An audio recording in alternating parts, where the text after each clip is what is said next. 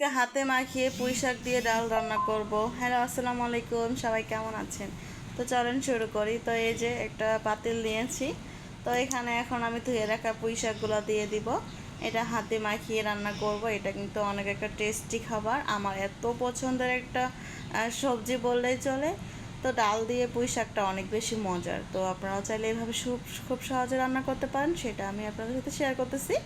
তো চলেন, এই যে এখানে পুঁই শাকগুলো দিয়ে দিলাম। তো দিয়ে এখন এখানে ডালগুলোও দিয়ে দিলাম। তো ডালগুলো দেওয়া হয়ে গেলে এখানে কিন্তু এখন সবগুলো দিয়ে দিব। তো এটা হাতে মাখায় রান্না করলে বেশি মজার হয়, এটার ফ্লেভারটা জাস্ট ওয়াও আসে। হ্যাঁ, তো এখানে কাঁচামরিচ দিয়ে দিলাম পরিমাণ মতো ঝাল অনুযায়ী। তো এখানে পেঁয়াজ কুচিও দিয়ে দিব।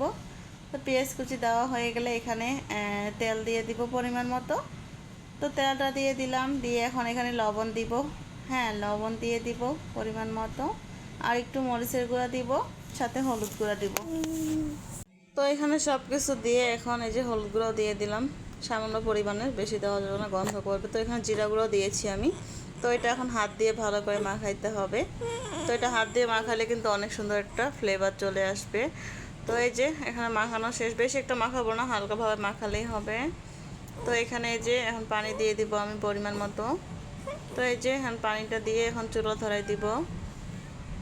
তো এই তো এখন একটু ভালো ভালো করে একটু নাড়াচাড়া দিয়ে এটা এখন আমি ঢাকা দিয়ে দিব। তো এই তো ঢাকা দিয়ে দিলাম, এটা এখন হতে থাক। তো এখানে চুলাটা এখন ধরাই দিব। তো এই যে দেখো এখনো হয় নাই। তো এই যে বলক চলে আসছে। তো এটা এখন ভালো করে একটু নাড়াচাড়া দিয়ে দিব। তো এই যে নাড়াচাড়া দিয়ে দিলাম। তো অনেক সুন্দর একটা ফ্লেভার চলে আসছিল। তো এখানে এটা এখন আরও হতে হবে, এটা এখনও হয় নাই। তো আপনারা চাইলে এখানে রসুন বাটাও দিতে পারেন, আমি দেই নাই। এটা নিরামিষভাবে রান্না করতেছিলাম, মানে রসুন ছাড়াই। তো রসুন ছাড়াও কিন্তু এটা অনেক সুন্দর মজার ফ্লেভার আসে ভালো। তো এই যে আবার চলে আসলাম, ঢাকা তুলে দেখলাম, এটা দেখেন এটা কিন্তু প্রায় হওয়ার দিকেই, আর একটু বাকি আছে। তো এখানে কিন্তু আমি জিরা গুঁড়া দিয়ে দিব ফ্লেভারের জন্য। তো এই যে জিরা গুঁড়া দিয়ে দিব, এখন জিরা গুঁড়া দিয়ে দিলাম, দিয়ে এখন ভালো করে একটু নাড়াচাড়া দিয়ে দিব।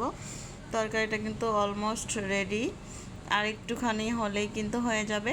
বেশি সময় লাগে না তরকারিটা রান্না করতে, খুবই খুবই অল্প সময় হয়ে যায়। সময় বাঁচানো অ্যান্ড মজার একটা তরকারি, এটাই পারফেক্ট। তো এই যে দেখতে পাচ্তেছ, এটা কিন্তু এভাবে বলক চলে আসছে, মানে এটা জাস্ট হয়ে গেছে।